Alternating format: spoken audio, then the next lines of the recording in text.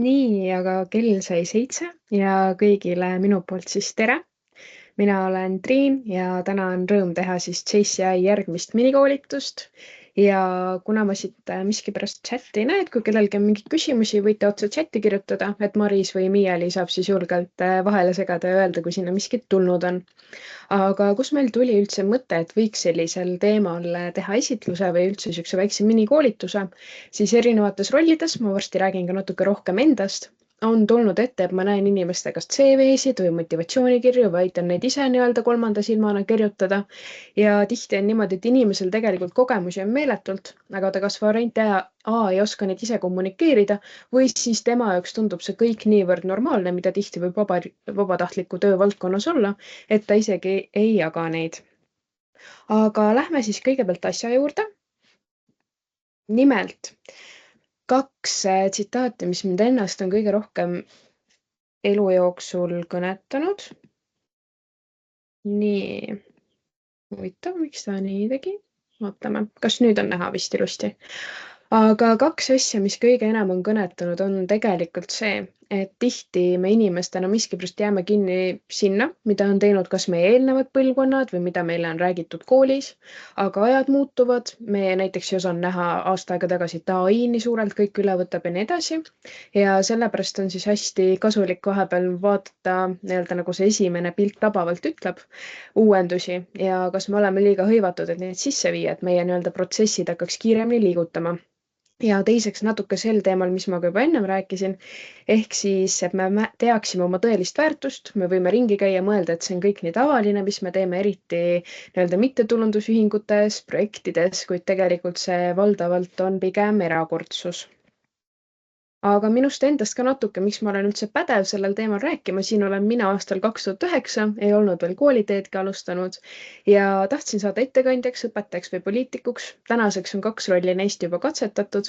Lisaks siis mul olid oma lemmikarvutimängud, ajakirjad ja kui ma vaatan, milliseid valikuid ma täna teen, siis mind suuresti on tegelikult need, mis lapsepõlves me tegime, mõjutanud ka täna.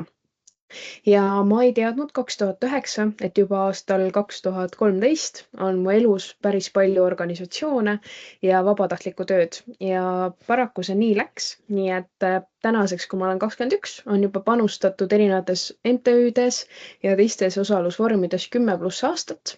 Ja see on eelkõige tänutunne ja kummardus inimestele, kellega koos on erinevaid projekte juhitud, oldud vabatahtlikuks, loodud õpilasfirmat ja ka MTÜ-s Noorteühing Tore, seal saabki nüüd 10 aastat täis ja seal on küll ka erinevaid rolle võetud, kuid ma arvan, et kõik see, mis on kuhugi viinud, on olnud vaja kas kandideerida, inimestega suhelda ja selle kõige käigus on jäänud silma väga-väga potentsiaalikaid teisigi inimesi. Aga vahel tahakski ülale koputada ja öelda, et kuule, et on asju, kuidas võib-olla saaks veel kiiremini sinna, kus sa tahad jõuda. Ja mis ma olen märganud selles valdkonnas ja üleüldse ka tööpõllul, et 7% me võime oma nädalas teha vabatahtlikku tööd, ehk siis mõned minutid su päevast. Aga tööandja ühiskonna jaoks kujundab see 20% sinust, ehk siis su kuvand tuleb läbi selle, millega sa tegeled vabal ajal. Jah, see tuleb ka läbi tööalaste saavutuste, aga paraku selles valdkonnas pigem ka määrab see, millega sa vabal ajal tegeled, mida sa annad ühiskonnale tagasi, mis on su hobid, huvid. Ja lähme esimeste ämbrite juurde. Ehk siis, kui me hakkame kas siis tööle kandideerima, mõne projekti meeskonda kandideerima, siis on esimene ämber on see, et inimesed eeldavad väga-väga palju, aga kahjuks eeldamine ei vii väga mitte kuhugi. Ehk siis, kui näiteks inimene ütleb, et ta on juhatuses, siis mõtlesin, kuidas selle lahendan, tuli väike koala meem, siis jätka lihtsalt lehe närimist, sest see ei ütle sulle ikka veel mitte midagi.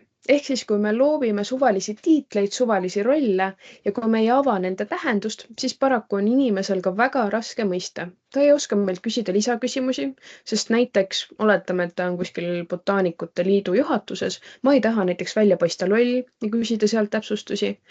Või siis tekib mulje, et okei, ta on kuskil juhatuses, ta on väga tähtis inimene, aga ma ei tea ju, kas ta loeb lihtsalt uudiskirju iga nädal, mis talle tulevad, või tal on mingisugused päris ülesanded. Ehk siis me eeldame, et kui me ütleme, et me oleme kuskil positsioonil, oletame näiteks ka JCI Estonias, et võib-olla ma olen mingisuguse projekti koordinaator ja ma eeldan, et inimene kohe aimab, mis asi see on või mis ülesanded ma igapäevaselt täidan. Lisaks selliste üldiste teemadega ei jää ka koostööks eriti ruumi, sest informatsioon lihtsalt kaob ära, kui me ei oska seda küsida. Aga meil on täna ka siin mitte ämbrisse astuja ehk Miiali, kes on ka vabatahtlikesse organisatsioonidesse panustanud circa 6 aastat. Ta on gümnasist ja ka lapseõiguste saadikute mentor ja Miiali saabki nüüd teha meile selle läbi, kuidas mitte ämbrisse astuda. Nimelt Miiali tegi hiljuti ühte podcasti ja ta saabki nüüd meile jagada, kui tema kandideeriks uudistemaja praktikandiks suveks, kuidas tema seda kõike tutvustaks. Tere ka minu poolt. Nagu Triin ütles, siis olen tõesti Miiali, nüüd on juba 7. aasta tegelikult vabatahtlikuna olnud või jätkub. Aga kuidas ma tahaksin kandideerida, siis ma alustakski sellega, kes ma olen. Natuke räägin endast ja kui me ütleme podcast, siis jah, tavaliselt noortele on see hästi selge, mis see tähendab, aga ma arvan, et ikkagist peaksime Eestis ütlema taskuhääling, sest et see on ka siis teistele võib-olla natuke rohkem teada-tuntud termin. Ja lihtsalt rääkidagi, et näiteks, et mina ise olin siis noortele suunatud podcasti saatejuht, ehk siis minu roll oligi seal mõelda küsimusi, mõelda välja, keda ma tahaks kutsuda külla, vastavalt siis sellele genereerisin küsimused ja juhtida läbi seda siis saadet podcasti taskuhäälingut. Kindlasti ma räägiksin juba saadud saavutustest, näiteks kui mul on olnud kuskil see üleval, kas siis mingi Spotify's või kuskil, kuna mina tegin oma podcasti kooliga seotud siis projektist, ma räägin ennem sellest. Ja kuna see läinud kuskil ülesse, siis ongi see, et ma näiteks saan rääkida, mis ma olen õppinud sellest. Vabandust. Ja ka külalistest, näiteks minu podcast oligi suunatud noortele, ehk siis seal oli igasugu ettevõtlusega seotud osasid, seal rääkisime noorte psüühikast.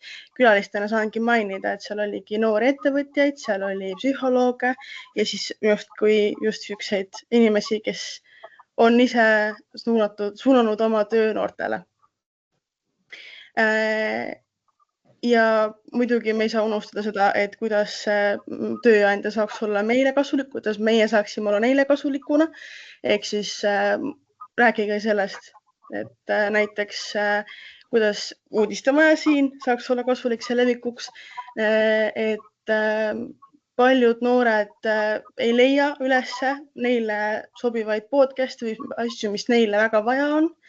Ja nad saavad näiteks koostöös selle uudistemaja või sellega leidagi selle siis info sealt, mis suunab neile paremate asjade juurde.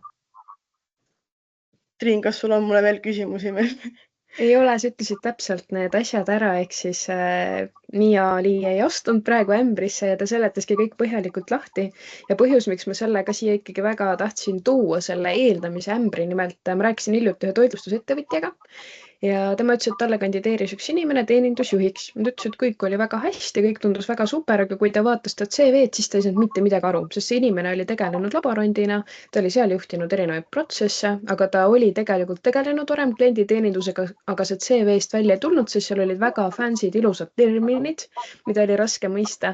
Ja teiseks, ega me ei tea kellegi valdkonna spetsiifikat, et mida nii-öelda ametiredel siis tähendab. Ja kui ta temaga kokku sai, ta ikkagi oli nõus selle veebikohtumisega temaga tegelema, ta ütles, et isegi oma kontorisse ei kutsunud, sest et võib-olla on täiesti mõttetu vestlus, aga neil jagus, ta algul broneeris omale veebikohtumiseks 30 minutit, neil läks tund aega ja ta liidis ideaalse inimese. Aga oligi see, et lihtsalt seletada lahti, mida midagi tähendab.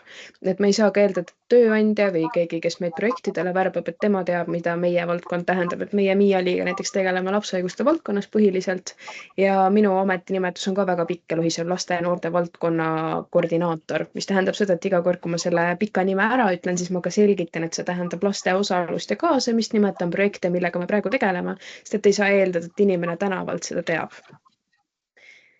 Siis järgmine ämber on oma oskuste väljatoomine ja mulle tundub, et see on üks kõige raskemaid asju inimestel, kes on aktiivsed ja tublid, sest see tundub nii normaalne, et kui ma ütlen projektijuht, siis see tähendabki seda, et ma olen justkui 100 käega inimene ja teen kõike. Ja hästi mõjub see, mida me siis ütleme. Kas me ütleme lihtsalt seda, et me olime Eesti suurima botaanikute konverentsi meeskonnas või see, et me vastutasime konverentsil konkreetselt turunduse eest ja koostööpartneritega suhtlesime. Esiteks arusaadavus, saame kohe aru, millega me tegeleme, aga teiseks, mis rollides me olime. See, kui me ütleme, et me olime lihtsalt kuskil korraldusmeeskonnas, palun vabandust, aga see ei ütle midagi, võib-olla ma arvan, et see olid vabatahtlikke tõstsid hommikul kell 5 toole ja õhtul kell 9 viisid need toolid sealt ära. Ehk siis täpsustada, mida ja kus. Ja kui sa ise võib-olla ei oska määratleda, mis su roll seal sündmusel oli, sa tegid justkui kõike, siis sa võid ka küsida ju teie projektijuhilt, koordinaatorilt, et kuidas tema nägi, mis su roll oli, et küsi hästi julgelt tagasisidet. Siis iga kord, kui me ka räägime oma oskustest, siis mõelda, et miks see meie vestluspartnerit peaks üldse huvitama. Sest et kas tema, ma ei tea, kui me paneme sinna oma väga spetsiifilised kogemused, oletame botaanikaga, ma ei tea, kust mul täna see botaanika jutt tuli, kui ma slaide koostasin varem, aga kas see annab meile midagi, kui me näiteks otsime inimest, kes tuleks meile tööle noorte ettevõtlust eest vedama? Et mõelda, kas sellel inimesel on vaja seda kõike teada. Lisaks ma tean aktiivsetel inimestel CV on väga pikk kodanikualgatustest, ühiskonnaalgatustest, aga noppida sealt tõmmata julmalt maha neid, mida vaja ei ole, sest et tänapäeval just enne Marisega kirjutasime, on ikka veel inimesi, kes saadavad oma 10 leheküljelised CV-sid. Neid on väga tore lugeda, aga enamasti ei viitsi. Ehk siis noppida välja, mis on oluline. Siis, mis on päriselt meeskonnale kasulik, kuhu hakatakse kandideerima. Näiteks Miia oli ennem tõigi välja selle, et kuidas tema saaks olla sellele samale uudistemajale kasulik. Mida see talle annaks? Et mida see annab neile juurde, et mõelda, kuidas just selliste kogemustega inimene saaks olla kasulik. Näiteks mul endal näide, kui ma kandideerisin eestikeelsele õppele üleminevasse lasteaeda tööle, mul ei ole ka pedagoogilist haridust, alles õpin ülikoolis, kandideerisin arendusjuhiks. Selle koha ma sain tänu oma siis nii-öelda vabatahtlikule tööle, mis ma olen aastaid teinud, pluss kogemustele, mis seal vestluse käigus direktoriga siis välja tulid. Ja lisaks ka see, mida ma sain nende meeskonda tuua. Ma sain tuua turundusteema, artiklite kirjutamise teema, personalitöö teema, inimestega suhtlemise, uute inimeste värbamise. Ehk siis tihti otsitakse just neid oskuseid, mis meil on juba olemas erinevatest MTÜ-dest, aga kas me oskame neid ise kajastada ja välja tuua. Ja taaskord Miia ei astu ämbrisse ja võtsime teadlikult sellise natuke spetsiifilisema asja. Ehk siis Miia sa saad nüüd jagada seda, et miks üldse õpilasesindusi on vaja. Ehk siis nüüd sa hakkad ka jälle kandideerima ja seekord sa kandideerid ministeeriumisse nõunikuks. Nõunikuks. Nii, miks on õpilasesindust üldse vaja gümnaasiumisse? Ma arvan, väga paljud teavad, kes on olnud, see on lihtsalt taustainfo, väga paljud teavad, kes on olnud põhikoolis näiteks õpilasesinduses, et see on hästi sihuke tavaliselt hästi suur grupp inimesi, väga vähe või just väga palju mingeid mõttetuid koosolekuid, aga minu jaoks tähendab õpilasesindus midagi muud, see on rohkem niisugune, ongi õpilaste huvide hääle kandmine edasi, kuna ikkagist gümnaasium ja üldse kool ei ole ju ainult õpetajad ja juhtkond, vaid ka õpilased ja kuidas me kõige rohkem ja kõige paremini saame õpilaste päris huve ja ka mõtteid kajastada, ongi läbi õpilasesinduse. See on siis juhul, kui õpilasesindus ei ole eesmärgiga loodud ainult korraldama üritusi. Mina kui siis 2 aastat meie õpilasesinduse president, tähendab, juhtisin 2 aastat.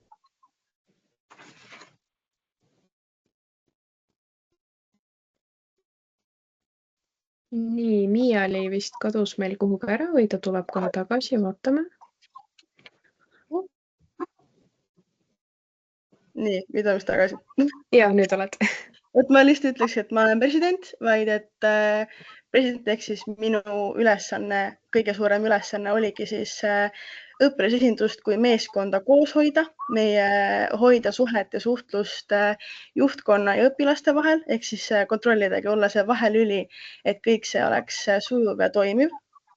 Seal saab lihtsalt erinevates kohtades võib olla mingit suhtlusoskust ja juhtimisoskust välja tuua, et sa saadki rääkida sellest kogemusest, mis sa said sellest projektist siis.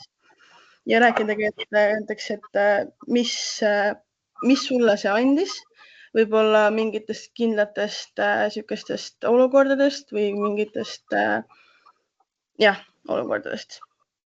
Ja kuidas projekte tegite, minu puhul võime näiteks välja tuua selle, et mina sain väga suure projektide kirjutamise oskuse oma õpilasesindusest, sellepärast et meie ei korraldanud otseselt projekte, vaid see oli hästi niisugune omaalgatuslik ja selline initsiatiivi küsimus. Ehk siis, kui sa soovisid midagi luua, siis sa pidid päriselt selle ise otsast lõpuni looma. No selles mõttes, et sa said ka abi küsida kellegilt, aga ikkagist see kogu niisugune sisu pool tuli sinult. Ehk siis saadki seda sealt veel kirjeldada. Just, ehk siis enamik inimesed, kellel on pandud lihtsalt rida, et ta oli kas kuskil president või oli mingi projektijuht, et kirjutadagi lahti, et näiteks Miiali puhul praegu tuli välja, et tema pigem kirjutas projekte, et võib-olla ta nii väga kas siis ei juhtinud või tegelenud seal kommunikatsiooniga. Et sellised punktid on olulised ja mis mulle meenus kunagi meediaagentuuris praktikal olles, siis meil oli ka hästi palju ägedaid kliente ja mis tegelikult sai enamasti ka määravaks või mis nagu kes mul võib-olla erilised nii-öelda lemmikud tekkisid, olidki need, kellel oli inimesena hästi mitu hobi, hästi mitu omadust, et see toob pigem välja, kui suure silmaringiga sa oled, kui võib-olla suur on sinu mastaap, millega sa tegeled ja ka see, kuidas sa oskad oma aega planeerida. Et Miiali kohta me oleme juba teada saanud, et ta on väga tubli podcasti eestvedaja, ta on tegutsenud õpilasesinduses ja sealt ka need oskused, et tegelikult kui muidu oleks CV-s või motivatsioonikirjas 2 lõiku või 2 rida, siis praegu me oleme saanud hulga palju rohkem informatsiooni. Nüüd tüüpiline ämber number 3 ja see on ka viimane ämber, ennem kui me jõuame järgmise teemaploki juurde, on inimeste iseendast kirjutamine. Ehk siis alati kas oma CV lõppu või oma LinkedIni tasub küsida tagasisidet, aga ära palun kirjuta ise, et ma olen hooliv, tubli ja armas. Ehk siis siin tekib see võrdlusmoment, et kas mina olen hoolas või ta on hoolas. Kõlab usaldusväärsemalt, kui keegi teine ütleb su kohta seda. Sest iseennast me näeme peeglist, aga natuke raske on hinnata, aga palju suurema väärtusega on see, kui inimene küsib, kas siis võimalus on küsida mõne projekti kohta, keegi projektijuhilt tagasisidet, aga lisaks, kui sul on valida, millist nuppu vajutada, siis küsi kas või mõnelt meeskonnaliikmelt, küsi inimeselt, kellega sa võib-olla koos päeva juhtisid, kuidas tema sind nägi meeskonnamängijana või olenevalt, kuhu sa siis kandideerid. Lisaks, alati on variant panna kas CV algusesse või lõppu, aga võib ka LinkedIni varianti kasutada ja lastagi kellelgi peale projekti lõppu, kellel on see konto olemas, sinna kirjutada sinu kohta soovitus ja see on ka hästi mõjus ja annab kindlasti nii-öelda tausta juurde.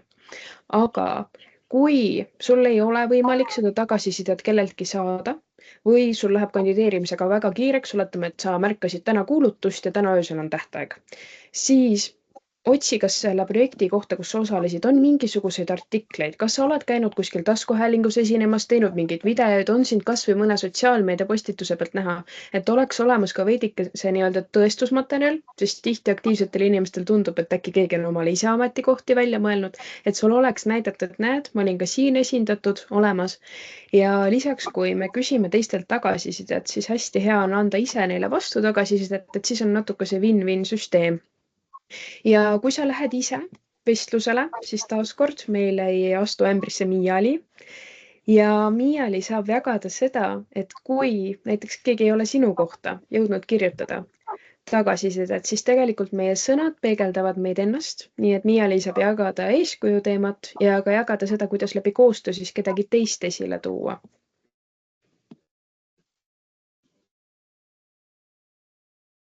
Mikker?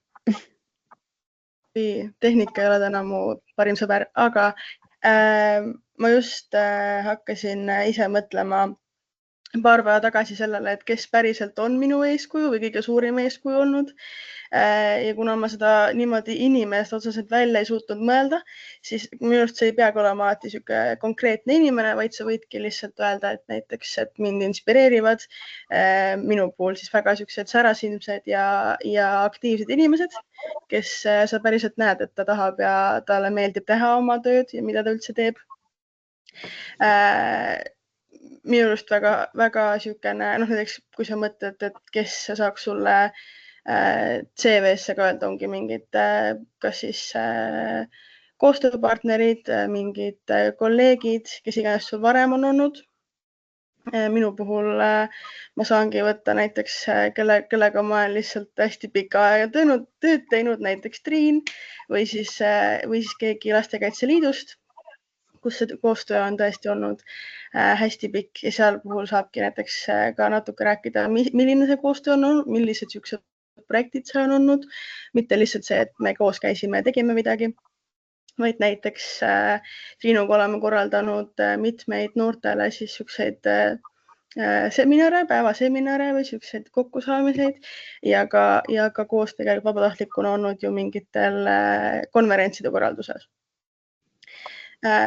Ja seal just tuuagi mainida ja võib-olla tuua välja seda, et kuidas rääkida endast natuke nagu kolmandas isikus, mitte öeldagi seda, et ma olen hästi aktiivne, vaid kuidagi nagu läbi nende tegevuste ja kuidagi selle välja tuua, see pool endast. Jah.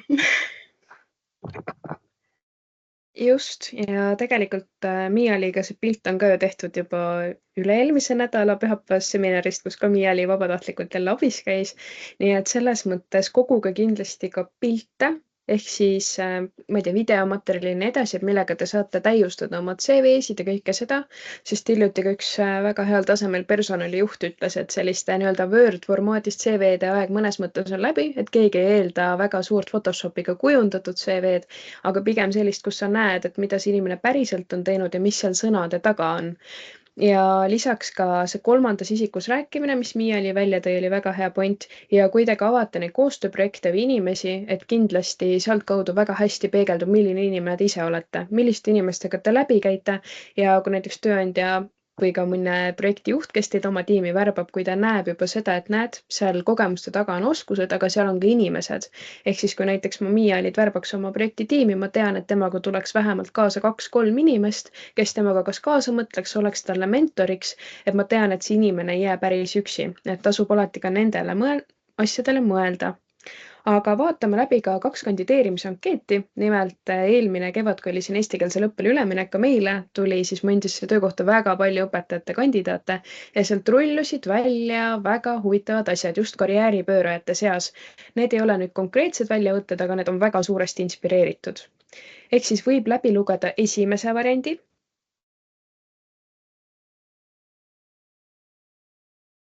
Ja ma laseksin Marisel põrgatada, et mis sinu meelest siin tutvustuses on? Mis sa tajud, kui sa nüüd peaksid sellist inimest omale võtma projekti meeskonda näiteks? Esimesena see, et tal tundub, et tal on kogemusi, ehk et ta on mitmes kohas küll panustanud, aga ei tule välja võib-olla täpselt seda, et mis ta seal teinud on. Et ehk jah, ta on töötanud laagrites, aga mis ta seal täpsemalt tegi, et kuidas sellest oleks kasu üldse näiteks lasteaias töötamisel ja sama ka vabatahtliku töö poole pealt. Et jah, pigem võib-olla jääb niisuguseks hästi üldiseks ja ei ole seotud siis selle kohaga, kuhu kandideeritakse, et natuke jääb mulje, et võib-olla kandideeritakse mitmetesse kohtadesse korraga. Just, ja teiseks ka näiteks see, et oletame, et ma tahangi teda endale võtta tööle õpetajaks ja siin on kirjas, et teinud vabatahtlikku tööd Seisja Estonia tiimides. Punkt 1, kus ma peaks teadma, mis on Seisja Estonia, kui mul on, oletame, heal juhul 30 kandidaati, kas ma viitsin hakata guugeldama, otsima nii nii-öelda üldsõnalise ankeedi põhjal. Teiseks ka tegelikult see pilt, et kui ta on väitnud, et ta on töötanud laagrites, teadagi laagrites igal pool tehakse pilte, aga siin näeb, tundub, et ta on kuskil vanalinnas öösel peol. Et selles mõttes kuidagi hästi lihtsalt teed pidi on mindud ja lisaks ei anna tegelikult siin absoluutselt infot seda, et mis reaalteadused ta lõpetas. Okei, ilmselt oli matemaatika, füüsika, pedagoogilist haridust pole, aga tahaks proovida õpetamist. Selle kohta mul kunagi üks õpetaja ütles hästi, et kui te kirjutate kuhugi, et otsite uusi väljakutseid, siis tekib küsimus, et kas see tähendab, et iga 2 kuu tagant vahetatakse töökohta. Teiseks olen töötanud laagrites, aga mis laagrites? Võib-olla see oli taaskord mingisugune botaanikute laager. Ehk siis jällegi jääb selles konkreetsuses meeletust puudust ja ma nägin ka CV-sid, kus inimesel tundus, et tal on meeletult kogemust, aga kõik oligi nii napisõnaliselt kirjutatud, olen olnud laagrites, olen korraldanud seminare. Mis seminare, äkki hariduslikke seminare, ei tea. Siis, aga vaatame järgmist varianti. Siin on meil pilt hoopis teine. Annan natuke aega lugemiseks.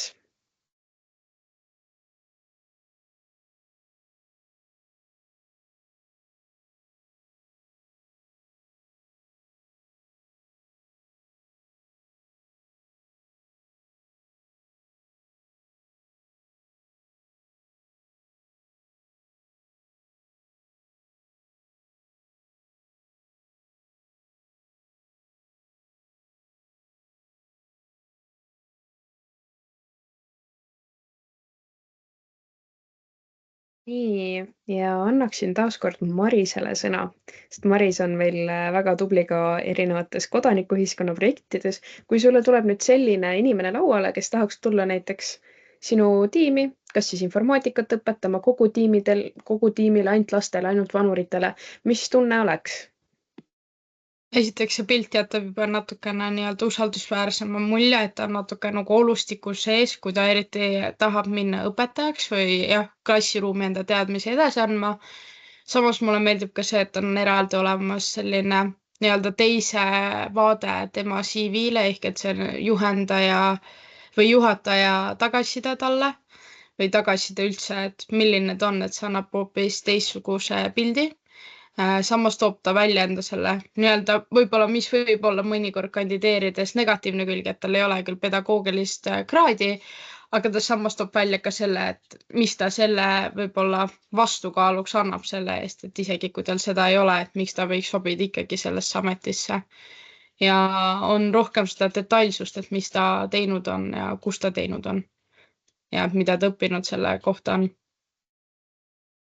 Just, ja kui näiteks ma ise selle kandidaadi kohta hetkel informatsiooni loen, siis tegelikult siit rullub ka välja see, mida Maris hästi välja tõi, et isegi kui sul ei ole seda haridust, kui sul võib-olla ei ole seda väljaõpet, siis sa saad alati rõhutada oma tugevustele, et kui ta siin nüüd räägiks mitu lõiku, miks tal ei ole pedagoogilist haridust, siis ausalt öeldes ei viitsiks sinna lõppugi lugeda. Aga kui ta mainib selle küll ära, jah, ta teab, et see ilmselt üks nõuetest on, aga ta kandideerib ikkagi, ta räägib, mis on tema plussid või et ta on valmis näiteks minema lisaõppele. Päris paljud õpetajad ka, kes näiteks kandideerivad, nad tihti lähevadki alles järgmisest õppeaastast nii-öelda lisaõppele, aga nad juba saavad asuda siis oma kogemusi panustama. Ja kui me räägime ka teistest valdkondadest, olgu see ettevõtlus, pangandus ja nii edasi, siis tihti, kes on tööle kandideerinud, teavad, et jah, väga head nõudmised võivad seal olla. Kui on tugev konkurss, siis tõenäoliselt võibki sellepärast mõõdulindi alla jääda. Aga kui näiteks ei ole tugev konkurss või leitakse, et vot neid omadusi me tegelikult just tiimi vajamegi, siis ei tasu jätta ka kandideerimata. Ja siin, kui me räägime ka pildist, on aru saada, et see inimene tõesti on kuskil noortelaagrites käinud ja väga selline professionaalne mulje jääb. Ja mis ka siit lahti rullub, siis JCI näitel, et ei ole lahti kirjutatud küll, milline JCI koda või kus linnas, aga lihtsalt, et on juhtinud noorteprojekte, korraldanud harivaid sündmuseid. Tegelikult rohkem infot vaja ei olegi, me saame teada, mida see temas kasvatanud on. Loomulikult võib pikalt ka lahti selgitada, oleneb, kus ta kandideerite, aga siin kontekstis täiesti näiteks piisas sellest. Ja olemegi jõudnud tegelikult viimasesse plokki, ehk siis tasuta panuse enda alahindamine. Eks see on asi, millega me vabatahtlikust tööst tegelikult vahel astume täiesti reha peale. Tunnistan, isegi olen päris mitu vabadust rehaga või labidaga saanud, aga oluline, mis me sellest õpime, mis me sellest kaasa võtame. Ja hästi oluline on mõelda vahepeal enesekeskselt. Mul endal vajab see ka veel harjumist vahel, et kas see, et mina sellesse projekti oma aega panustan, see, kui ma selle jah ütlen, kas see päriselt õpetab mind, kas mul on see kogemus mu portfellis juba või ei ole. Kui see kogemus juba on, ma toon näite, noortekonverentside korraldamine. Me oleme neid Miialiga väga palju teinud, aga me ei korralda enam selliseid noortekonverentse, millistel teemad, nagu me oleme vahetanud teemasid nüüd, et ei oleks sama teema, sest et esiteks me ei õpiks mitte midagi, me teaksime, mis esinejad me kutsume, mis tagasiside tuleb, et mida erinevatel teemadel me korraldame, seda rohkem me kogemusi saame, seda rohkem ilmselt ka ise ämbrisse astume, seda rohkem ämbrist välja astume. Siis, kas need on need inimesed, kellelt sul on midagi õppida või siis sa oled kõige targem inimene ruumis. Kui sa oled kõige targem inimene ruumis, kui sul on kõige rohkem kogemusi, mõtle, kas sa saad olla pigem kasuks võib-olla mentorina, nõuandjana või sa tahad teha juba 3. korda sama protsessi uuesti läbi. Ehk siis vahepeal tasub ka neid keskkondi vahetada, minna kas teistesse organisatsioonidesse või siis organisatsiooni karjääriredelil edasi liikuda. Et mõtle, kas need on need inimesed, kellega sa ka üksikule saarele läheks. Kui vastus on jah, loomulikult tegutse, tee, aga ka hästi aus vastus on organisatsioonides tihti tekib kas juhtimises või kuskil ka erroreid, sest et inimesed pidevalt vahetuvad. Oluline on anda ausat tagasisidet. Ja rõhk on sõnal aus, mitte nii-öelda ussitada, mitte käia kuskil klatsimas, rääkimas, et näe, see on pahasti, mitte midagi ise ära tehes, vaid peegeldada otse, mis on probleemid. Kui sa ei taha otse peegeldada, sa võid küsida kellegi käest nõu, nii-öelda mida tuleks teha, kuidas seda olukorda lahendada, aga kindlasti, et sa ei jätaks neid asju enda sisse, vaid jagaksid, sest see viib tegelikult organisatsiooni samamoodi edasi ja nii sa ei anna enda aega valesse kohta, kus seda ei väärtustata. Ja mõelda ka enda puhul läbi, et kas see, millele sa jah ütled, kas sa päriselt arened. Et ma ise olen näiteks, kui ma kunagi juhtisin 3 aastat õpilasesindust, siis ma mõtlesin ikkagi päris iga aasta, et kas see on päriselt see, mis mind edasi arendab, mida ma sellel aastal teen teisiti.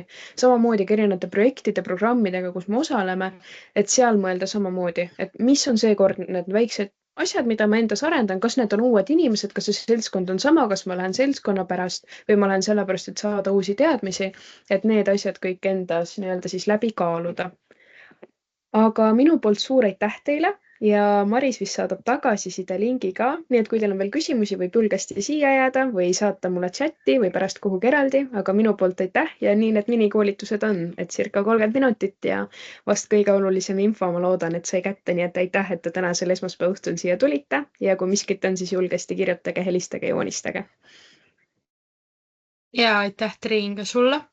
Chatis on ka tagasiside küsimustik ja järgnevad sündmused, et olete väga oodatud ka järgnevatele minikoolitustele. Ja kui